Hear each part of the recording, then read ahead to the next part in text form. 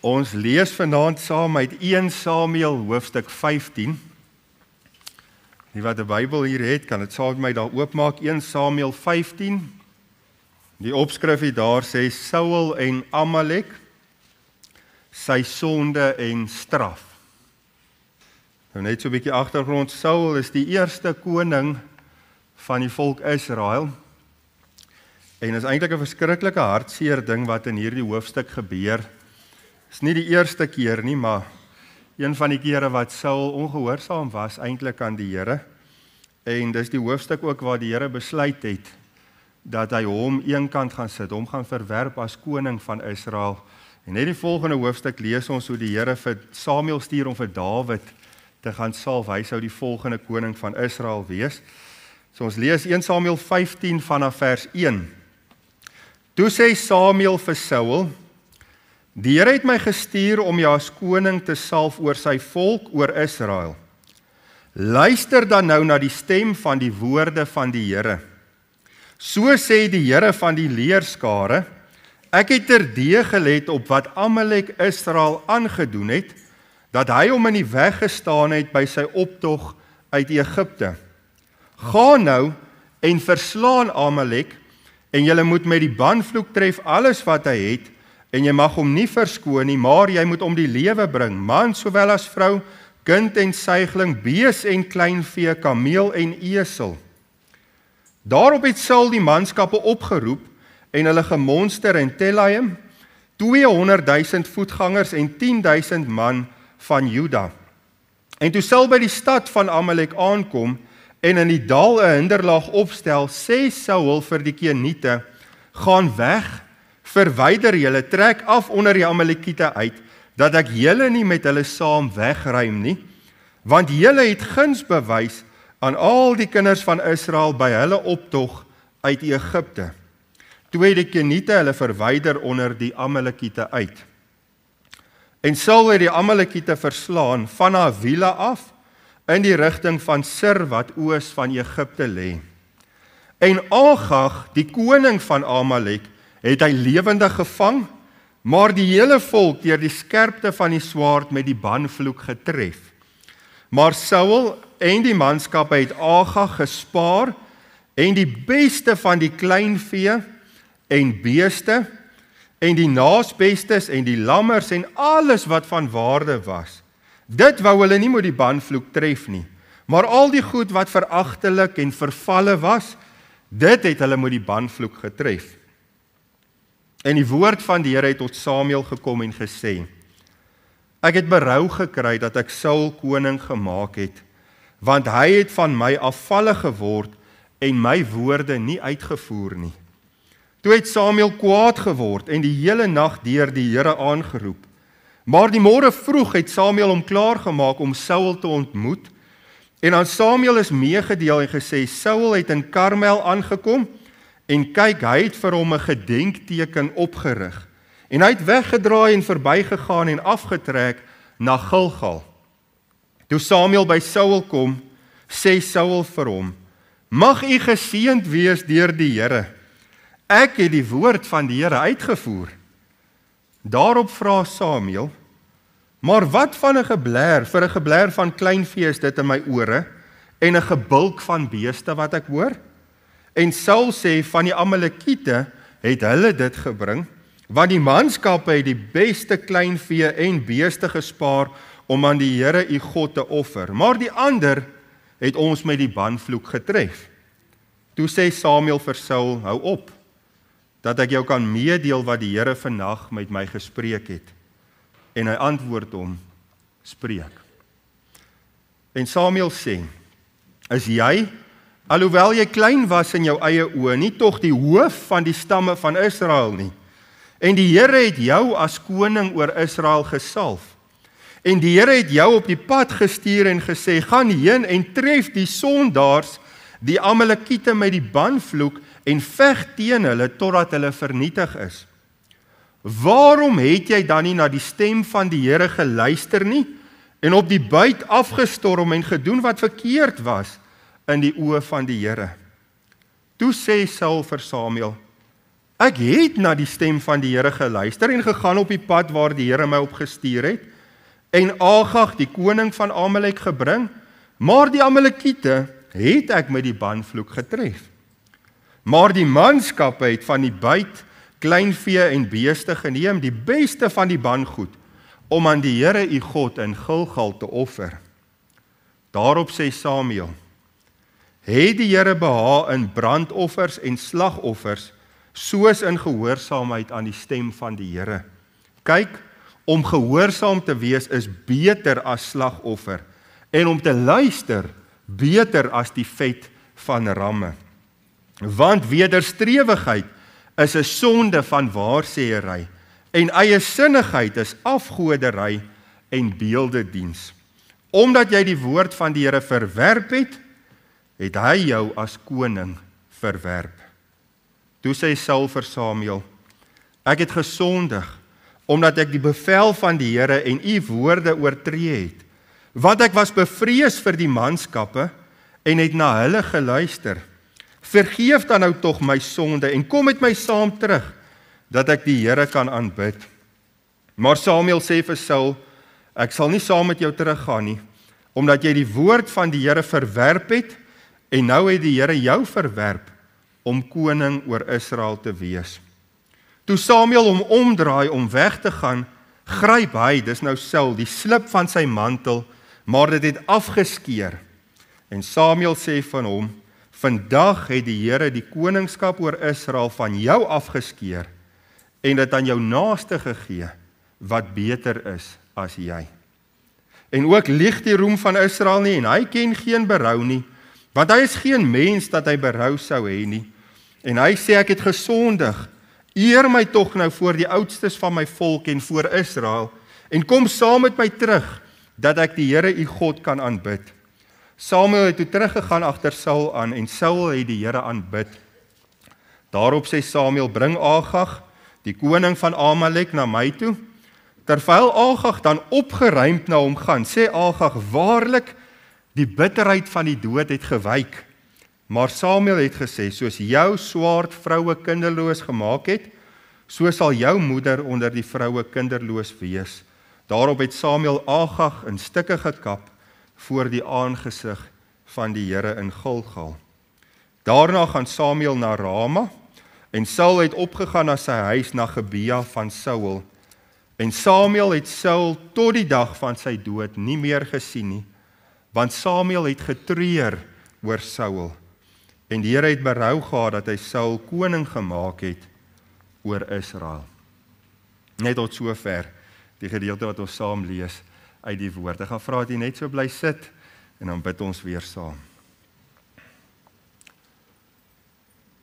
Hemelse Vader, U is God, en daar is buiten U geen ander nie.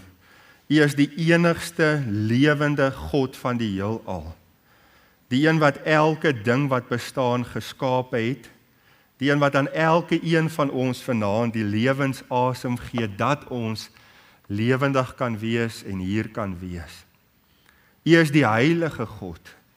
U is die God van liefde wat omgee ook vir U skepsele en vir ons ook as U kinders. En ons wil vir U baie dankie sê vir 'n geleentheid soos vanaand waar ons saam in die woord besig kan wees. Here, baie dankie vir elke jong mens wat vanaand saam met ons hier kan wees. En ag Here, ek bid so asseblief dat hulle sal verstaan dit wat U uit die woord uit vanaand met ons wil deel, en dat ons regtig sal gehoorsaam wees aan U stem, dat ons U sal eer en U sal lief hê, meer as enigiets of enige iemand anders in die wêreld. Baie dankie Here dat ons, terwyl ons hierdie jeugdiens het, kan bid vir die jong mense van ons land. Bid Here dat U regtig sal werk deur die Heilige Gees om jong mense te trek na U self toe. Dat daar baie van hulle sal wees wat tot bekering kom en hulle lewe daarin sal wy om vir U te leef en vir U te werk. Here, daar's soveel jong mense wat vasgevang is in die kloue van die Satan, wat besig is om die wêreld te dien en genot te dien. En ek bid, Here, dat U asseblief 'n verandering en 'n draai sal bring, sodat daar 'n terugkeer sal wees na U toe. Baie dankie, Here, dat ons nou kan vra, praat asseblief met ons, en ons is so gretig om te luister na wat U vir ons wil deel uit U woord. Ons bid dit in Jesus se naam. Amen. Nou vers 13 van die gedeelte wat ons saam gelees het. So, in 'n gevolg wat aan die gang is, Saul is gestuur om oorlog te gaan voer teen die Amalekiete. Dit was 'n bose en 'n goddelose nasie, en die Here sê op daai stadium vir Saul, dit is tyd dat hulle vernietig word, dat Saul hulle gaan veg teen hulle, en hulle as nasie moet die banvloek tref. Dit beteken van die koning af reg deur tot die diere, dat hulle almal dan nou sou ombring, en in die oorlog sou verslaan. En ons lees dat Saul hy was nie ongehoorsaam dat hy gesê het, nee Here, ek sal nie gaan nie. Hy het gegaan, maar hy het nie heeltemal gedoen dit wat die Here gesê het nie. Hy het agtergekom met die klomp kleinvee, die skape en die goed, en die beeste wat hulle saam teruggebring het, en die koning wat hulle saam teruggebring het. En nou lees ons, toe Saul terugkom, of eintlik toe Samuel by Saul kom, nadat hulle teruggekom het van hierdie oorlog af, en hy sien vir Samuel, sê Saul hierdie woorde, mag u geseënd wees deur die Here, en hoor wat sê hy, ek het die woord van die Here uitgevoer. So hy sê, Samuel het ons die opdrag voor die tyd aan hom oorgedra, en nou kom hy terug en hy sê, maar ek het gedoen wat die Here gesê het ek moet doen. En toe sê Samuel vir hom, hy vra vir hom, maar wat van 'n geblær van kleinvee is dit in my ore, en 'n gebulk van beeste wat ek hoor. So Samuel sê, ek verstaan nou nie mooi nie. As jy gedoen het wat die Here gesê het, wat doen al hierdie skape en bokke hier? Wat doen die beeste hier? Dis nie wat die Here gesê het jy moes doen nie. Hulle moes alles, die beeste, skape, alles om die lewe bring. So eintlik sê Samuel vir hom, Saul, jy was nie heeltemal gehoorsaam aan dit wat die Here van hom verwag het nie. Die Here sê ook later in die gedeelte dat Saul was nie gehoorsaam aan sy stem nie. Daarom wil ek graag met julle praat vanaand oor die tema amper gehoorsaam. Ons sou nie sê hy was ongehoorsaam soos 'n Jona, Saul nou, wat toe die Here vir hom 'n opdrag gee, dadelik in die teenoorgestelde rigting gevlug het en net gesê het, ek gaan nie dit doen nie. Hy het gegaan en gedoen wat die Here gesê het, maar hy was net so amper heeltemal gehoorsaam, maar eintlik nie heeltemal nie. So hy het so amper 90% uitgevoer wat die Here van hom verwag het. En nou moet ons vir onsself die vraag vra, is die Here tevrede daarmee as ons net amper gehoorsaam is? Of soek hy volkome, heelhartige gehoorsaamheid? Sien, om amper gehoorsaam te wees, is soos om te gaan jag en amper 'n bok raak te skiet. Nou die wat gaan jag het en dit al oorgekom het, weet dit, op die einde van die dag, as jy die bok amper raak geskiet het, het jy heeltemal gemis. Dit help nie. Om amper gehoorsaam te wees, heeltemal gehoorsaam te wees aan die stem van die Here, is soos om amper jou bestuurslisensie toets te maak.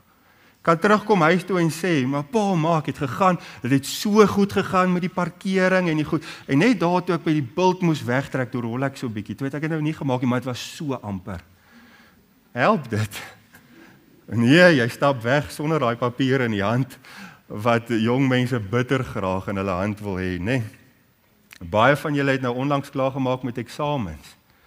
Om amper gehoorsaam te wees aan die stem van die Here is soos om amper jou eksamen te slaag.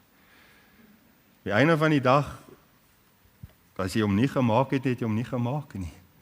Die wat hier op universiteit is weet, dan sê jy moet of jy sal hom moet sleep of wat ook al, maar amper is nie goed genoeg nie. Om amper gehoorsaam te wees aan die stem van die Here is soos om amper die netbalwedstryd te wen. Dit was so naby, ons was gelyk en toe aan die einde toe kry hulle dit toe. So dit was so amper gewees, maar uiteindelik het 'n mens nog die wedstryd verloor. Die Here is nie tevrede met amper gehoorsaamheid nie. Hy wil nie hê dat ons net genoeg doen wanneer hy met ons praat om iets te doen, dat ons dink, ja, dit was nou genoeg gehoorsaam en dan stop waar dit ons pas nie. Ons sien in hierdie gedeelte hoe ernstig dit vir die Here was. Ek meen, dit is wat uiteindelik finaal die streep getrek het vir Saul se koningskap, waar die Here gesê het, hy is eintlik klaar met hom as koning. Na hierdie het ons gesê, die Here hom eenkant gesit, hy het vir Dawid laat salf as koning, en hoewel Saul nog 'n lang tyd aangebly het die Here eintlik van hom gewyk, hy het hom nie meer gebruik en geseën as die koning van Israel, soos wat hy het voor hierdie gebeure nie. So 1 Samuel 15 vers 19 verklap eintlik wat hierdie amper gehoorsaamheid is. Dis eintlik maar ongehoorsaamheid. Hy sê in vers 19, waarom het jy dan nie na die stem van die Here geluister nie? As ek dink aan hierdie idee van om amper gehoorsaam te wees, dan dink ek, die kinders gaan nou niks hiervan hou nie, maar aan om so amper te doen, wat die Here vir ons vra, of wat iemand van 'n mens vra. Ons het die praktyk in ons huishouding, die skottelgoedwasser, ek of Noeska pak hom in, maar as hy klaar gewas het, dan is dit die kinders se verantwoordelikheid om die skottelgoedwasser uit te pak. En elkeen het 'n werkie. Een van hulle het bo die bekers en die koppies en die goed wat hulle moet en die glase wat hulle moet wegpak. Ander een die borde en die bakkies en die goed onder. Een van hulle het die messe en die virke rakkie. Daai een moet uitgepak word. En dan die kleinste ou Tersa het die plastiek en tappergoedjies wat nou nie maklik kan breek nie, wat sy bære. En hoeveel keer in die verlede, het mooi gevra het, ek het net so oordraai, nie meer vandag nie, maar toe hulle jonger was, het dit gebeur dat ek vir hulle vra, sal julle asseblief die skottelgoedwasser gaan uitpak? En daar gaan hulle. Hulle is nie rebels en sê nee, ons sal dit nie doen nie. Hulle doen dit.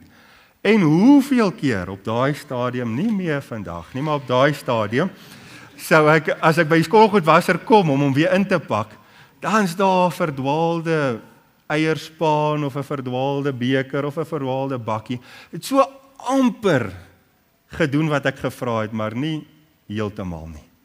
Dan vra ek, het julle die skottelgoedwasser uitgepak? Ja, ons het. Nou wat vir 'n geblær van bekers is nog hier binne. Is net so amper gedoen wat hulle moes, maar nie heeltemal dit uitgevoer nie. En dis nou 'n praktiese pret voorbeeld, maar vir die Here, weer eens wil ek sê, is amper nie goed genoeg nie. Ons gaan vanaand 3 groot hoofpunte dan nou sien. Eerste is, hoe lyk iemand wat amper gehoorsaam is? En u sal sien, dit is deur die bank. Wat Saul hier gedoen het, is eintlik wat kinders van kleintyd af doen. Dis dieselfde dinge wat jy raak sien. Of om te ontken, nee, ek het dit nie gedoen nie, of om iemand anders die skuld te gee, daai tipe van goed. So hoe lyk dit wanneer iemand amper gehoorsaam is? En dan tweede, wat maak dat iemand amper gehoorsaam is? Amper sê ek amper ongehoorsaam. Dit sou beter wees as amper gehoorsaam, né? En laaste, wat gebeur met iemand wat amper gehoorsaam is aan die Here? So kom ons kyk dan nou in die begin, hoe lyk iemand wat amper gehoorsaam is? Wat sien ons hier in Saul se gedrag? En jy sal sien, is by baie van ons, meeste van ons het hierdie ding al sy kop uitgesteek, en ons kan leer daaruit wat om nie te doen nie. So, eerste is, jy ontken jou ongehoorsaamheid. Iemand wat amper gehoorsaam is. As jy vra, het jy gedoen wat jy moes doen, of as die Here sou vra, het jy gedoen wat ek vir jou gesê het om te doen? Dan sê hy, ja, ek het dit gedoen. Jy ontken dat jy nie heeltemal gehoorsaam was nie. Kyk hoe het Saul gemaak. Onmiddellik het ons gesê, toe Samuel daar aankom, toe sê hy ons, ek het gedoen wat die Here gesê het ek moet doen. En ons sien in vers 11 daar, dat die Here sê, nee, Saul was ongehoorsaam. Hy sê hy het berou gehad dat hy Saul koning gemaak het, want hy het van my afvallig geword en my woorde nie uitgevoer nie. Hoor wat sê die Here? Was Saul gehoorsaam of nie? Die Here sê, nee. Hy het my woorde nie uitgevoer nie. Wat sê Saul?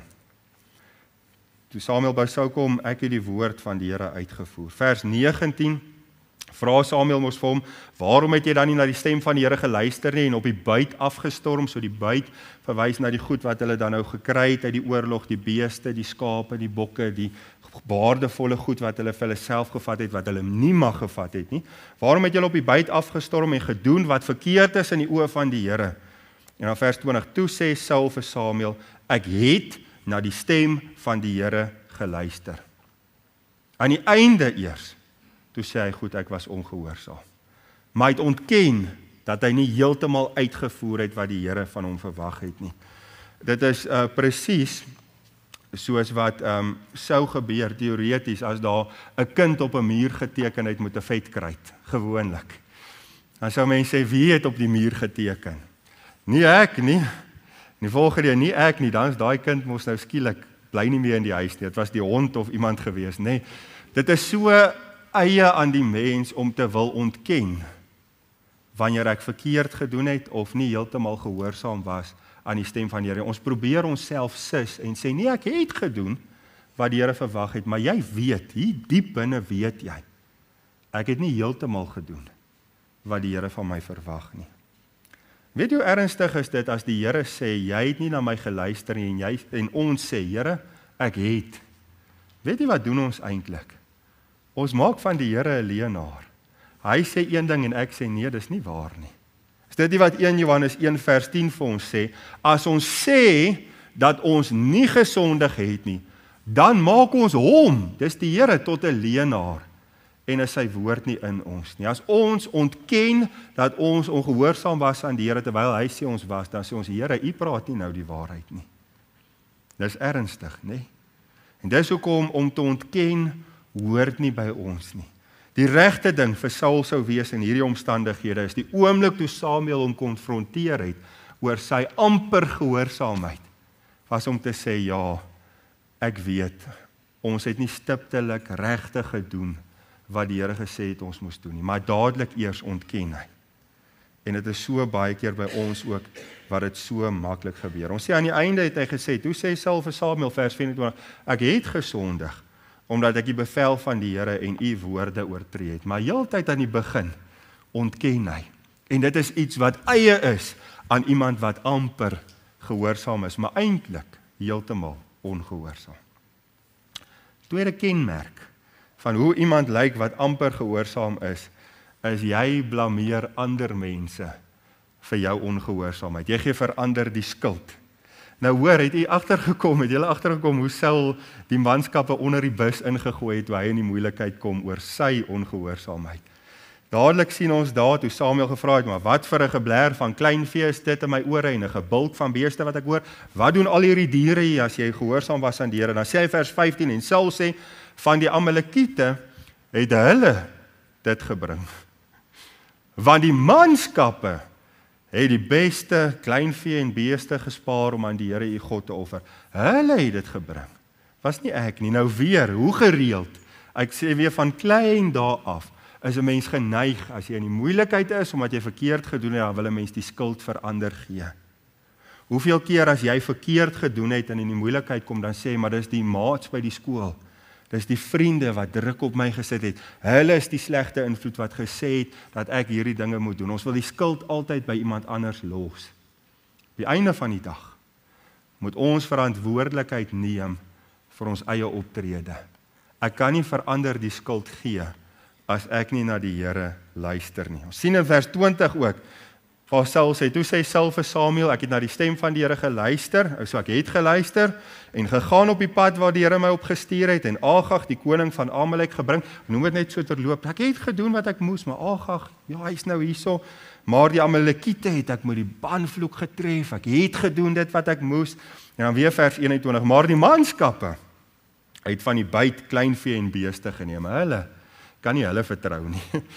Is mos presies, van die begin af was dit dieselfde praktyk. Dink 'n bietjie met die sondeval. So Adam en Eva hulle gesondig het en die Here moet hulle praat daaroor. Het julle geëet van die boom? Het jy geëet van die boom wat ek gesê het jy nie van mag eet nie? Wat het Adam gedoen toe die Here met hom praat? Vir Eva die skuld gegee, nee? Ons lees daar Genesis 3 vers 11 en die mens antwoord, die vrou wat u my gegee het om by my te wees, sy het my van die boom gegee en ek het geëet. So Here, u het haar vir my gegee, sy het my gesê ek moet hierdie goed eet. Toe praat die Here met Eva en wat doen sy? Sy gee vir die slang die skuld. Daarop sê die Here God aan die vrou, wat het jy nou gedoen? En in plaas daarvan om te sê, ek het verkeerd gedoen, net soos wat Adam ook moes doen, ek het gesondig. Sê die vrou, die slang het my bedrieg en ek het geëet. Daai praktyk om vir ander die skuld te gee, dit bring 'n mens nêrens nie. Dit hou jou in die moeilikheid. Spreuke 28 vers 13 sê hy wat sy oortredinge bedek, sal nie voorspoedig wees nie, maar hy wat dit bely en laat staan, dit erken en laat staan, sal barmhartigheid vind. Aaron het baie dieselfde gedoen, want ons praat daaroor, dat as iemand verkeerd gedoen het, of nie heeltemal gehoorsaam was aan die Here nie, dat hulle ander blameer. Daar in Eksodus 32, toe hulle die goue kalf gemaak het, terwyl Moses op die berg Sinai was, en die Here daar met hom besig was, om sy woord en die instruksies oor die plan vir die tabernakel en al die goed te gee, toe vat dit ons baie lank wat hy daarbo is, en toe sê die volk, maar ons weet nie wat van Moses geword het nie, en hulle vra toe vir Aaron, om vir hulle gode te maak wat voor hulle kan uittrek. Iets wat hulle gehoor het, reeds voor dit, in Eksodus 20, dat die Here gesê het, dat hulle geen ander gode voor sy aangesig mag hê nie, dat hulle geen afbeelding mag maak van dit wat in die hemel of die aarde of onder die aarde is, en hulle daarvoor neerbuig nie. Nou lees ons, en Aaron sê vir hulle, ruk die goue ringe af wat aan die ore van julle vroue, julle seuns en julle dogters is, en bring dit vir my. Toe die hele volk die goue ringe afgeruk en hulle wat aan hulle ore was, en dit na Aaron gebring, en hy het dit uit hulle hand geneem en dit met die buitel bewerk en daar 'n gegote kalf van gemaak. Was hy betrokke? Kyk, hulle het gevra dat hy dit doen, maar het hy sy aandeel gehad in hierdie sonde? Definitief, hy het met die buitel in die hand gestaan en die goue kalf gemaak uit die goud wat hulle gebring het, gesmeld en gevorm, sodat hulle voor die ding kon buig. Daarop sê hulle, dit is jou gode oor Israel, o Israel, wat jy uit Egipte land laat optrek het. Nou later, toe sê die Here sê vir Moses, hy moet afgaan, die volk het klaar ontrou begin raak, hulle het klaar hierdie gruwel gedoen, Moses is af, en hy konfronteer vir Aaron toe nou, en hy sê, wat het hierdie volk jou gedoen, dat jy so 'n groot sonde oor hulle gebring het? Wat het gebeur dat jy dit gedoen het, Aaron? En hoor wat sê Aaron, toe antwoord Aaron, laat die toren van my Heer nie ontvlam nie, Moses, moenie kwaad wees vir my nie, u self ken die volk, dat hulle deur en deur sleg is, hierdie volk is sleg. Jy weet, moenie vir my kwaad wees nie, ek het nou maar net toegegee aan wat hulle gesê het. En nou hoor verder hoe verontskuldig hy homself, hulle het dan aan my gesê, maak vir ons gode wat voor ons uittrek, nou dis waar, want hierdie Moses, die man wat ons uit Egipte laat optrek het, ons weet nie wat van hom geword het nie. Daarop het ek hulle geantwoord, wie goud het, laat die dit afruk, en hulle het dit aan my gegee, en ek het dit in die vuur gegooi, en hierdie kalf het daar uitgekom. Is nou ontkenning en skuld gee vir ander in dieselfde gedeelte, nee. En Moses sê daarna, sien ons dat Aaron het die volk bandeloos laat word, tot leedvermaak, bespotting eintlik onder hulle teestanders. Hy moes sy aandeel erken. Iemand wat amper gehoorsaam is lief daarvoor, om ander die skuld te gee, wanneer ek doen, wat ek weet ek nie moet doen, of as ek nie gehoorsaam is aan die Here nie. So die eerste is, jy ontken dit. Tweede is, jy gee vir ander die skuld. Derde, baie keer probeer 'n mens jou ongehoorsaamheid toesmeer. Jy probeer half opmaak vir die verkeerde wat jy weet jy gedoen het, deur ander goed te doen wat goed is. Laat mense amper weer dink aan 'n kind wat 'n ander kind gestamp het dat hulle val en seer kry. En hulle sê, toe maar, ek sal vir jou sweetie gee as jy nie vir mamma hulle gaan sê wat ek gedoen het. Jy probeer die verkeerd wat jy gedoen het toesmeer en dink dat dit die verkeerd dalk sal uitkanselleer. Nou Saul het baie dieselfde gedoen in hierdie gedeelte. Ons lees 2 keer waar Saul vir Samuel sê, toe Samuel sê, maar wat gaan aan met hierdie kleinvee en hierdie beeste wat hier aan die bulk en aan die blaar is? En Saul sê van die Amalekiete het hulle dit gebring, want ons het gesê hy het vir die ander die skuld gegee, want die manskappe het die beste kleinvee, hoor nou begin hy hierso, mooi verduidelik, die beste kleinvee en beeste gespaar, om aan die Here u God te offer. Nou hier sê hy skielik, eintlik alhoekom ons hier die goeie goed wou bring, die mooiste beeste en kleinvee, ons wou eintlik al die pad dit geoffer het aan die Here. So amper asof die feit dat hy nie geluister het vir wat die Here gesê het, tref hulle met die banvloek, asof dit uitgekanselleer sou word. Ag, ons luister nou nie daar nie, maar kyk hierdie wonderlike goed wat ons vir die Here gebring het uit die oorlog uit. So hy het gedink dat hy die ongehoorsaamheid kan toesmeer, deur te sê, maar die goed wat ek gekry het, sal ek dan nou vir die Here, ons wil dit eintlik al die tyd nog vir die Here geoffer het. Hy sê, maar die manskappe, vers 21, het van die byt kleinvee en beeste geneem, die beste van die bangoed, om aan die Here u God in Gilgal te offer. Samuel sê vir Saul, dit werk nie so nie. Is amper soos iemand wat sou sê, Here, as ek nou dobbel of lotto speel en ek wen al hierdie geld, dan sal ek baie geld vir u gee. So dit is om eintlik die Here te terg, deur die tafel te dek vir die geluksgod, jou vertroue te verplaas van die God wat vir jou sorg, en jou hoop stel in die geluksgod, en sê, maar as ek nou wen, as daai sonde nou werk en ek kry baie geld, dan sal ek vir u baie van daai geld gee. Die Here stel nie belang in jou offers, as dit ten koste van jou gehoorsaamheid is nie. Jy gaan die Here nie beïndruk met die goed wat jy aandra, amper soos 'n staatsamptenaar wat omgekoop kan word, met 'n som geld om oor toe te hou vir verkeerd wat gebeur nie. Die Here werk nie so nie. Hy stel belang in ons gehoorsaamheid veel meer in ons offers. Hy is nie arm nie.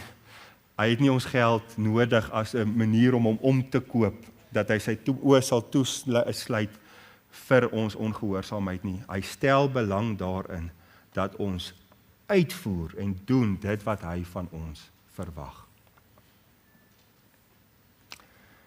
So, hy het die Here behaag in brandoffers en slagoffers soos in gehoorsaamheid aan die stem van die Here. Wat is vir die Here belangriker? Gehoorsaamheid is belangriker as daardie offers wat hulle wou bring om daardeur die Here se guns te probeer wen. As hulle net geluister het en gedoen het wat hy gesê het, sou hy veel meer behaag gehad het in hulle as wat hy het deur hierdie probeer omkoop van hulle ongehoorsaamheid. Hy sê, kyk, om gehoorsaam te weet is beter as slagoffer, om te luister beter as die vet van ramme. So, hoe lyk iemand wat amper gehoorsaam is? Kom ons onthou net hierdie 3 dinge. Dit is iemand wat gewoonlik ontken dat hulle ongehoorsaam was. Nee, ek het gedoen wat ek moes. Here, ek het geluister. Maar hier binne weet jy weet. Jy het dalk halfpad gedoen, dalk 3/4 gedoen wat die Here gesê het, maar jy het nie heeltemal gedoen dit wat hy van jou verwag nie. Is iemand wat vir ander altyd die skuld gee vir hulle eie ongehoorsaamheid. Here, dis hulle skuld. Dis my vriende, dis my ouers, dis wie ook al anders as myself. En dit is iemand wat jou ongehoorsaamheid probeer toesmeer. Te dink as ek genoeg goeie ander goed doen, dan sal die Here nie omgee oor die ongehoorsaamheid waarmee ek besig is nie. En dit werk nie met die Here nie. Tweede groot gedagte. So die eerste is, hoe lyk iemand wat amper gehoorsaam is? Tweede, wat maak dat iemand amper gehoorsaam is? Nou onthou ons het weer gesê, hierdie beskryf nie iemand wat van die begin af net sê, ek weier om na die Here te luister en enigiets te doen wat hy van my verwag nie. Is iemand wat begin doen wat die Here verwag, maar net nie heeltemal uitvoer wat die Here verwag nie. Wat maak? Jy al probeer dink, wat maak dat ons baie keer luister tot op 'n punt vir die Here, maar nie heeltemal end uit nie? Die eerste, en hierdie is baie, baie belangrik, is jy luister vir jouself liewer as vir God. Dis eintlik wat op die einde van die dag hier gebeur het. Ons sal nou praat oor die feit dat hy vir ander ook geluister het, maar eintlik sê die Here hier in die begin vir hom, dat hy meer uit besluit, hy sal doen wat hy besluit het, en nie wat die Here gesê het nie. Onthou daai versie wat gesê het die Here behaag in brandoffers en slagoffers, soos in gehoorsaamheid aan die stem van die Here. Om gehoorsaam te wees is beter as 'n slagoffer, om te luister is beter as die vet van ramme. En dan sê Samuel vir Saul hierdie woorde. Want, nou verduidelik hy wat hy nou net gesê het, hoekom dit beter is, belangriker is dat ons gehoorsaam is en na God luister, as wat ons self hom probeer nou omkoop, of hoe ook al deur die goed wat ons vir hom bring. Hy sê, want wederstrewigheid, daai woord beteken om nie te luister na iemand wat in 'n gesagsposisie is, se opdrag nie, is om te sê, ek sal nie doen wat die persoon van jou verwag nie. Sê nou maar om vir jou ouers, as jy wederstrewig is teenoor jou ouers, dan sê jy, ek gaan nie doen wat jou ouers vir jou sê, jy moet doen nie. So in hierdie geval is dit nou teenoor die Here, so om nie te luister na die Here nie, om jou eie kop te volg, is daai eie sinnigheid wat saam met dit loop. So wederstrewigheid is 'n sonde van waarsêery. Dis 'n verskriklike interessante ding wat hy hier sê, ons gaan nou verduidelik. En eie sinnigheid is afgodery en beeldediens. So hy vergelyk wederstrewigheid is om te weier om te rebelleer eintlik teen God se opdrag en jou nie te steur daaraan nie. En eie sinnigheid beteken jy doen net wat jy wil. Jy volg jou eie kop, jy volg jou eie hart en jy luister nie na wat die Here vir jou sê nie. En hy vergelyk daai twee dinge met waarsêery en met afgodediens.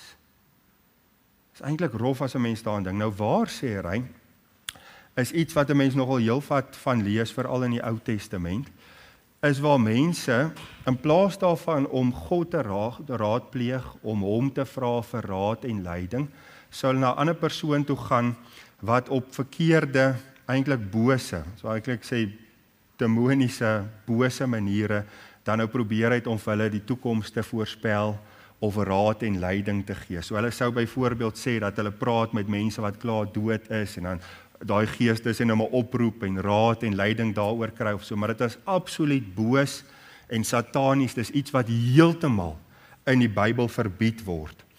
Saul self het later hom skuldig gemaak aan daai selfde sonde toe hy na die towerheks van Endor toe gaan, toe die Here nie meer met hom gepraat het nie. Toe gaan hy na 'n vrou toe en sê, toe Samuel klaar dood is, dat sy asseblief vir Samuel moet kry dat hy kan sê wat Saul nou moet doen, want hy weet nie wat om te doen nie. Dis waarsêery. Nou sê hy om nie na God te luister nie, om jou rug eintlik maar te draai op God se bevel, is die sonde van waarsêery. So dit gaan daaroor, in plaas daarvan om raad en leiding by God te soek, draai ek my rug op hom en ek gaan soek raad en leiding oor wat om te doen by iemand anders, en in die geval is dit by myself. Ek doen wat ek besluit het ek sal doen, ongeag wat God gesê het ek moet doen. Dis die sonde van waarsêery. Is om raad en leiding by iemand anders, by myself te kry en my hart te volg liewer as om dit wat die Here vir my gesê het om te doen. En dan eie sinnigheid is afgodery en beeldediens. Nou weer eens, afgodery sal ons sê, nie een van ons is skuldig daarin nie. Beeldediens, nie een van ons gaan na 'n afgodstempel toe en buig daarvoor 'n beeld of 'n ding neer en sal ons skuldig maak daaraan nie. Maar die Here sê vir ons, as jy jou eie hart en jou eie kop volg teen die duidelike opdrag van die Here, is jy besig met afgodediens. Want jy maak van jouself eintlik 'n god. Want God sê doen dit en ek sê eintlik sal dit nie so reguit sê nie, maar ek sal nie. Ek sal doen wat ek wil. Ek maak myself in my oë eintlik dan belangriker as die Here. Dis afgodery. So iemand wat amper gehoorsaam is so omdat hulle vir hulle self liewer luister as vir die Here.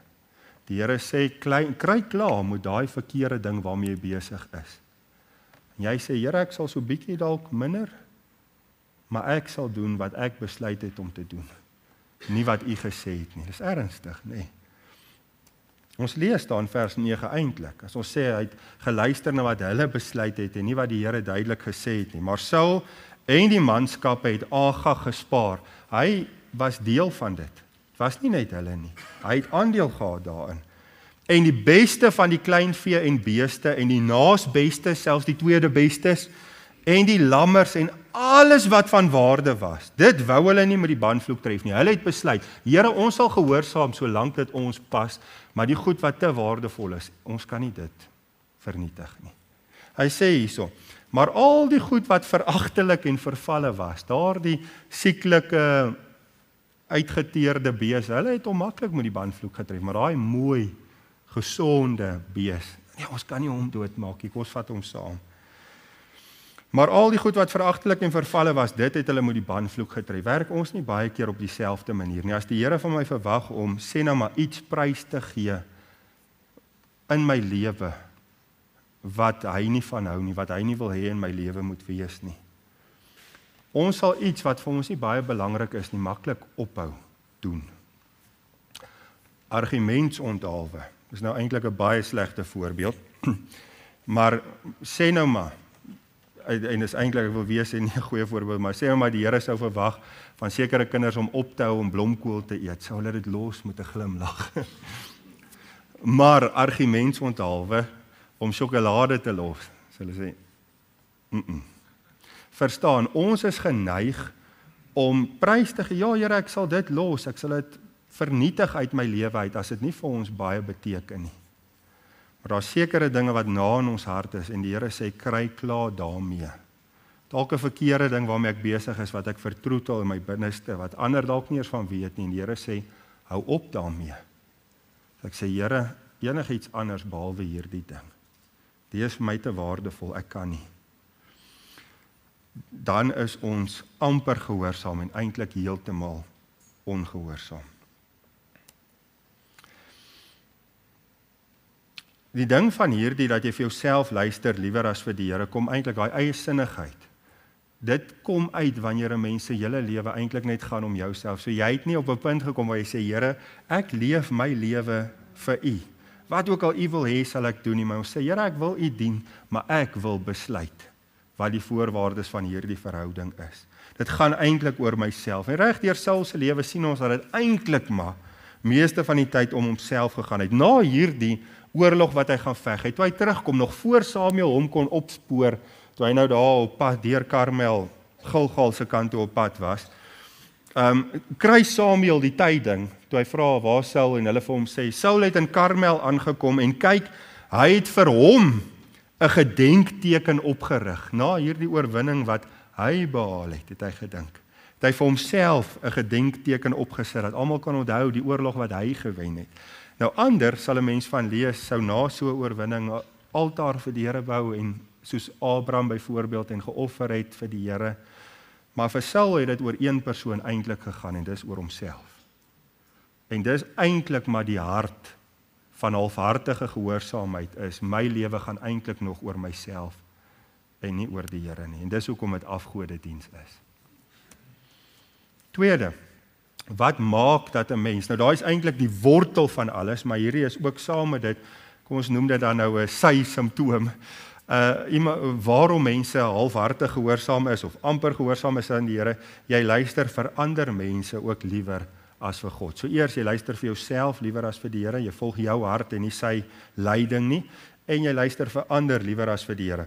Vers 24, waar Saul sê, ek het gesondig, omdat ek die bevel van die Here en U woorde oortree het, want ek was bevrees vir die manskappe en het na hulle geluister.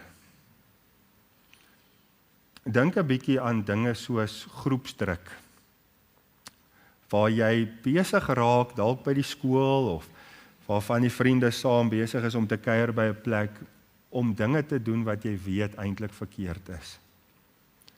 Het sy dit is om te eksperimenteer met dwelms, drank, rook, wat ook al.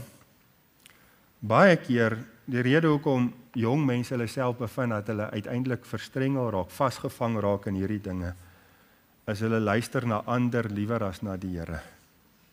Jy weet, ek behoort nie hierdie ding te doen nie. Maar die ander mense se druk, of jy's bang dat jy uitgestoot gaan word uit die groep uit.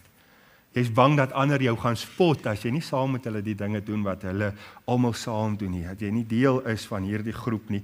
Jy's bang dat hulle jou gaan uitlag. O ja, jy's mos nou daai Christen een wat te goed is om saam met ons hierdie goed te doen.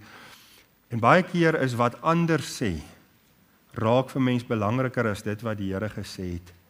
En dan begin jy om in ongehoorsaamheid aan die Here te leef. Ons kan nie dit doen nie. Die oomblik wat ek moet kies tussen wat ek weet God gesê het reg of verkeerd is, en dit wat ander vir my sê, moet ons, die Here vra om ons te help om te sê nee vir die ander stemme en ja vir die stem van die Here. Anders is ons eintlik maar net 'n amper gehoorsame persoon. Dalk wil jy nie eintlik eers daai dinge doen nie, maar jy gee nou maar net toe, sodat jy nie die gevolge dra dalk, en die spot en die tipe van goed, wat kan gebeur met jou, wanneer jy nie doen wat die ander doen nie. Ons sien in Johannes in die Nuwe Testament eintlik maar dieselfde tipe ding wat sekere mense gedryf het. In Johannes 12 vers 42 lees ons, maar tog het selfs baie van die owerstes in hom geglo. Baie van die belangrike mense in die samelewing het in Jesus begin glo.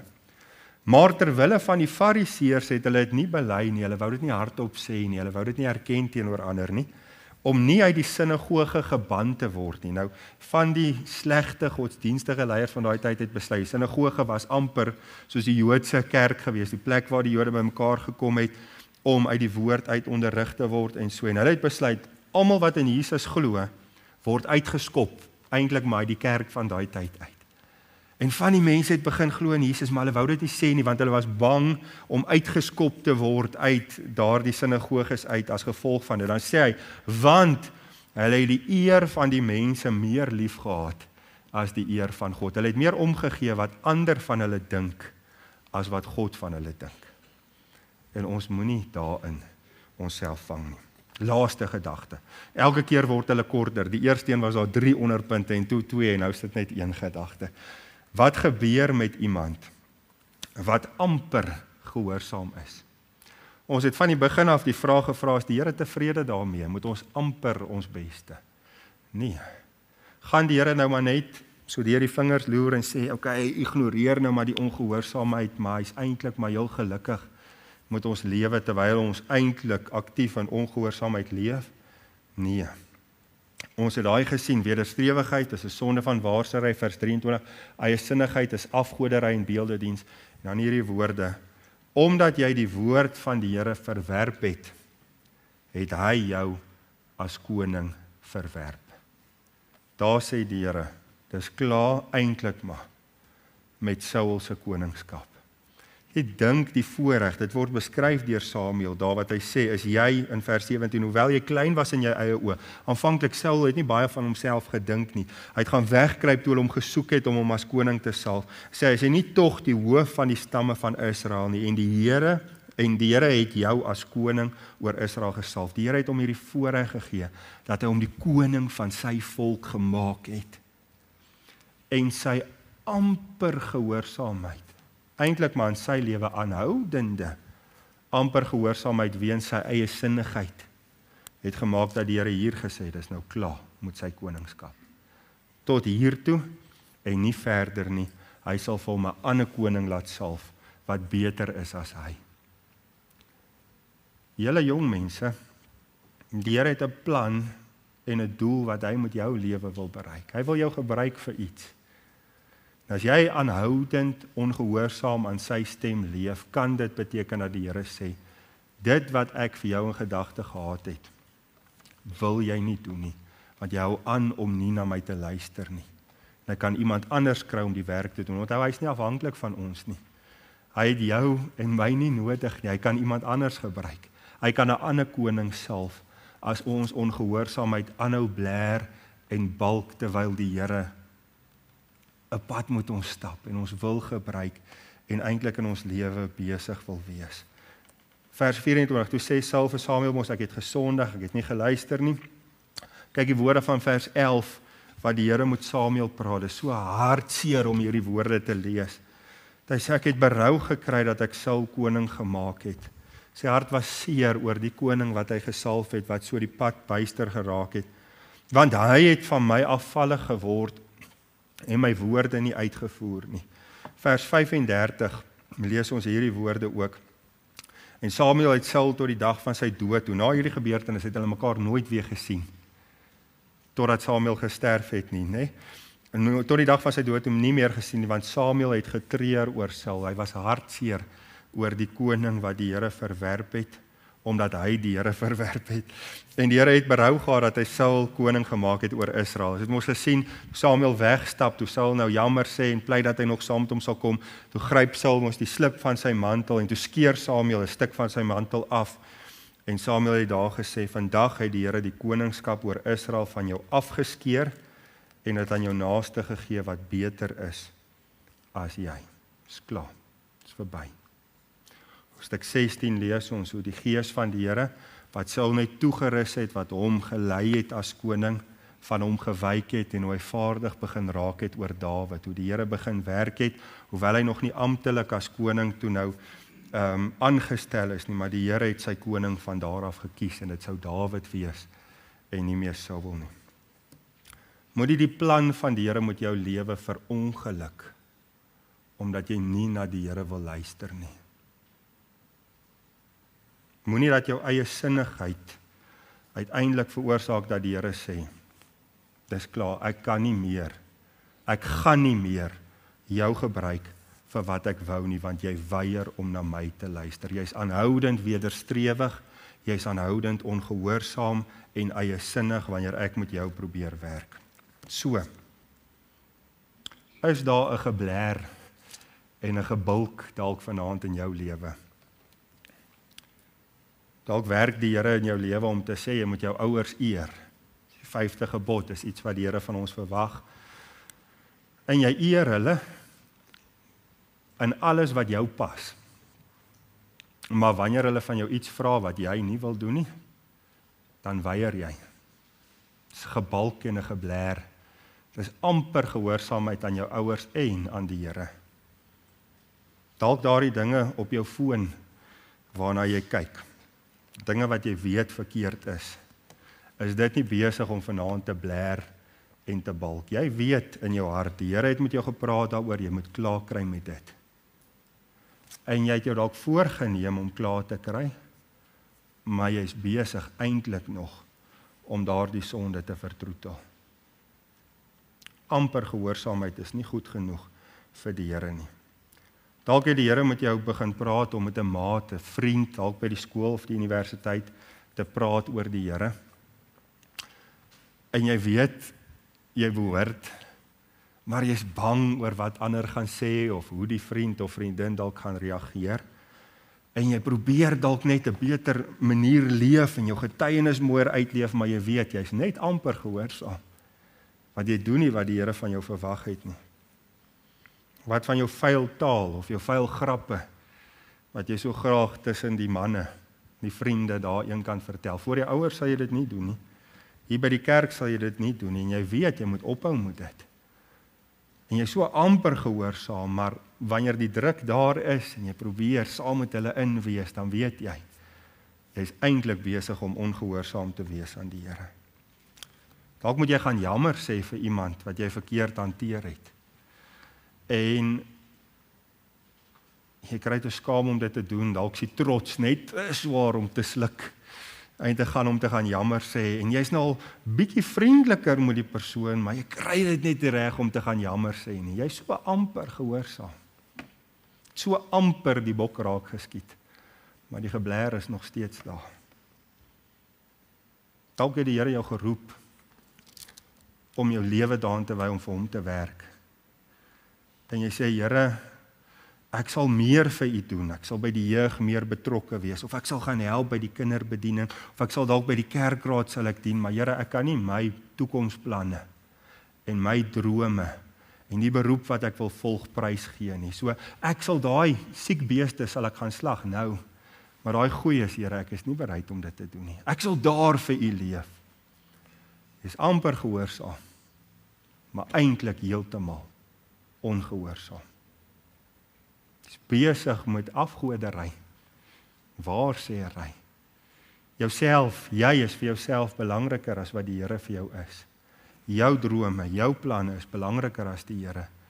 En dan is die orde in ons lewe verkeerd om. Ons is besig om sonde te doen. Ons is nie net amper ongehoorsaam, maar eintlik wil ons onsself oorreed dat ons gehoorsaam is nie. Nee, jy is besig om 'n Saul te wees. En die geblær en die gebulk word gehoor. En is tyd om op te hou om te ontken, op te hou om vir ander die skuld te gee, op te hou om dit te probeer toesmeer en te erken, Here, ek was verkeerd. Ek wil nie halfhartig gehoorsaam aan u wees nie, ek wil my alles vir u gee en heeltemal gehoorsaam leef aan u stem. Mag die Here julle help en vir ons help om dit te doen. Amen.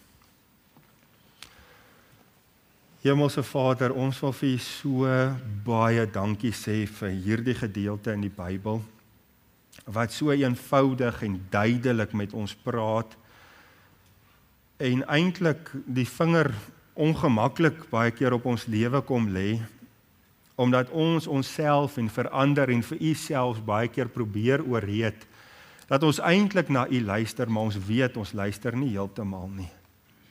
En u het vanaand met ons kom praat, en ek bid dat u vir ons genade sal gee om elke greintjie van ongehoorsaamheid wat daar is in ons lewe te bely en ons alles aan u oor te gee. Aan die einde van onsself te kom en te sê, Here, ek wil nie meer dat my lewe oor my gaan nie, maar dat dit oor u gaan.